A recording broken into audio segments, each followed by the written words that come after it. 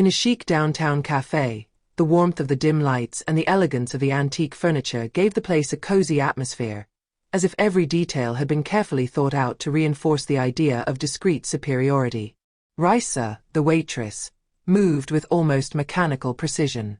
His movements were fluid, but his gaze, sharp as a blade, scanned the customers with a mixture of calculation and judgment.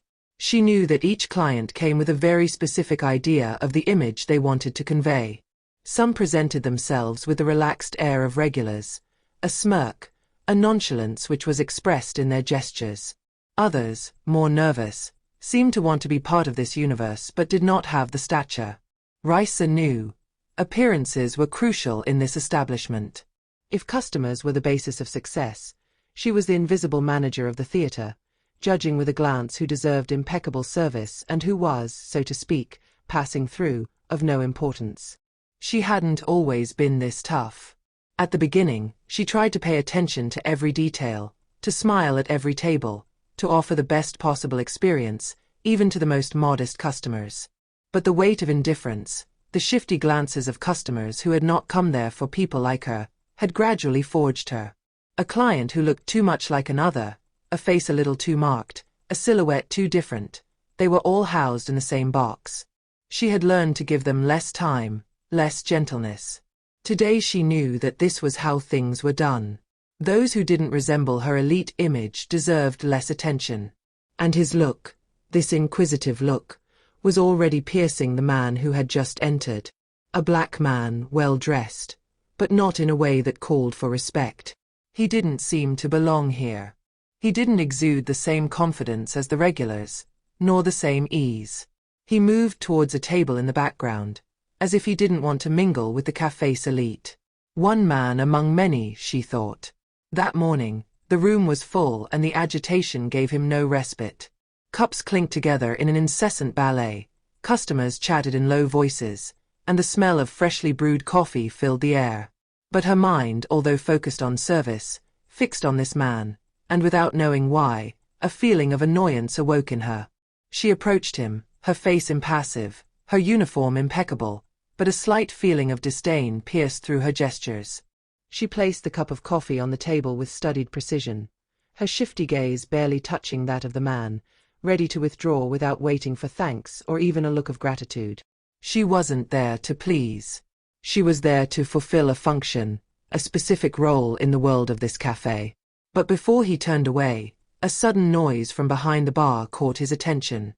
A customer had spilled a drink, a waiter had tripped. Raisa, irritated by the distraction, turned abruptly to restore order, without paying attention to the space between her and the table. In an unconscious movement, her arm slammed into the cup of coffee she had just placed, sending the hot liquid spilling onto the man's face. The shock was immediate. The coffee splashed over the man, streaming down his face and clothes, while emitting intense heat. The coffee still steamed on his skin as the room froze. The customers murmured among themselves, some turning to observe, others looking away, embarrassed by the scene. Raisa, distraught, stopped abruptly, frozen by the violence of her gesture.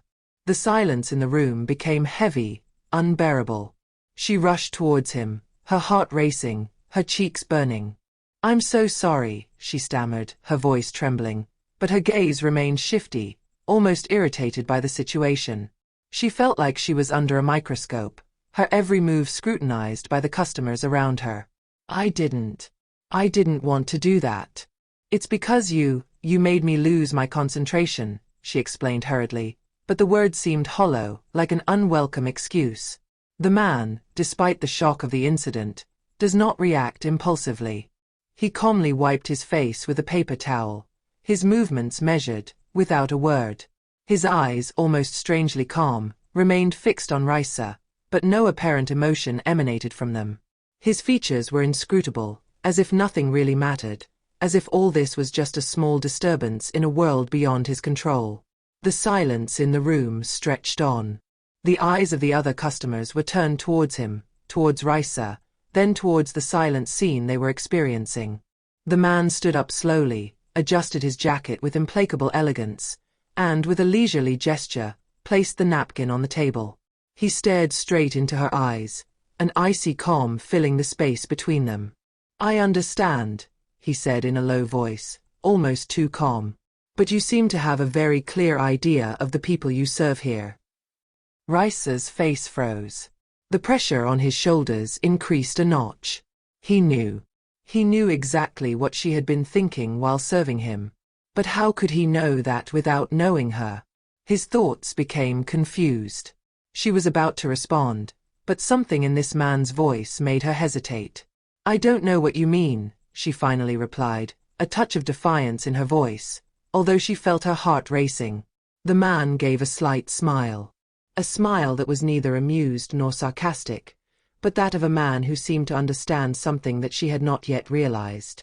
He slipped his hand into his black leather bag, pulled out a wallet and pulled out a business card. He placed it on the table, leaving it in front of Raisa as a silent reminder. "You don't know me, but you're going to know me now." Raisa remained there, motionless, her eyes glued to the business card she still held in her trembling hands. The sound of the cafe continued to echo around her, but everything suddenly seemed distant. The smell of coffee, the clinking of cups and spoons, all of this had turned into an almost unreal background sound.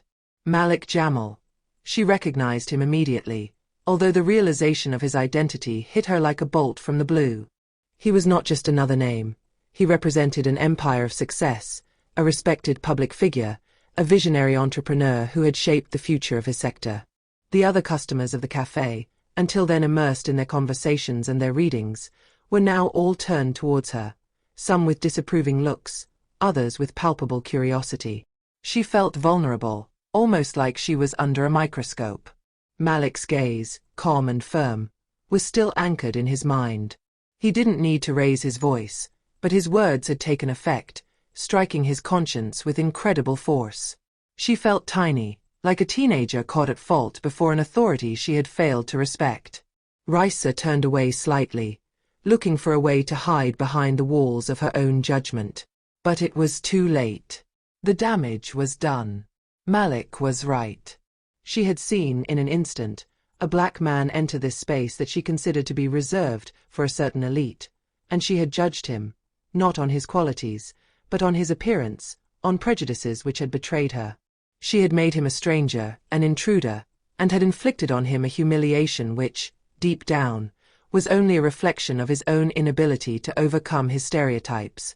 She turned her head and briefly met the gaze of one of the customers, a man in a suit and tie, whose smile was tinged with contempt. She looked down, embarrassed. Suddenly, she felt like a little girl, confronted with her mistakes, with no escape. A few murmurs began to be heard around her, voices whispering discreet comments about what had just happened. Raisa knew that the rumor would spread quickly in this upscale neighborhood, and she already feared the impact of this incident on her reputation. She was just a waitress, after all. In his eyes, she was nothing more than an anonymous cog in the great mechanism of this chic cafe, a faded silhouette among many others. But today, this incident would change something in her, even if she didn't fully understand it yet. She finally began to move again, but this time, her movements were slower, almost hesitant. She hurriedly cleaned the table where the incident had occurred, without looking at the customers, without meeting their eyes. She felt their judgment weighing on her like an unbearable burden. When his colleagues came to speak to him, their voices were almost inaudible, drowned out by the weight of the tense atmosphere that now reigned in the cafe. They seemed to want to comfort her, but they didn't know what to say, didn't know how to alleviate the discomfort she carried inside. Raisa herself did not know how to react, how to repair the irreparable. His mind was invaded by the scene, by the image of Malik's calm gaze, his words full of wisdom and challenge. She looked up at the door, where Malik had just disappeared, taking with him his implacable calm and unwavering dignity. She had never seen a man react like this to such humiliation. He hadn't tried to pay it forward, to make her feel as small as she had wanted him to feel. No. He had acted with a nobility that, in Raisa's mind, eclipsed everything else. He had offered her a lesson in respect and humility, and now it was up to her to understand what she would do with it. Suddenly, a new feeling invaded him. She understood that it was not only her service that she had to rethink, but also the way she saw others. His prejudices, his way of judging quickly, without taking the time to know the person behind the appearance, all that had to change. But how to do it? She knew it wouldn't be easy. The inner transformation she had just begun would be a long and difficult process, but Malik had given her the opportunity to question her own view of the world. It was up to her to choose to take this chance or pass it up. She felt a strange resilience forming in her mind. If Malik could demonstrate such greatness of soul, perhaps she too could overcome her own limits, her prejudices, and open her mind to a fairer, more human vision. He was gone, but the words he had left her were etched in her memory now, and they would stay with her long after he walked through the door.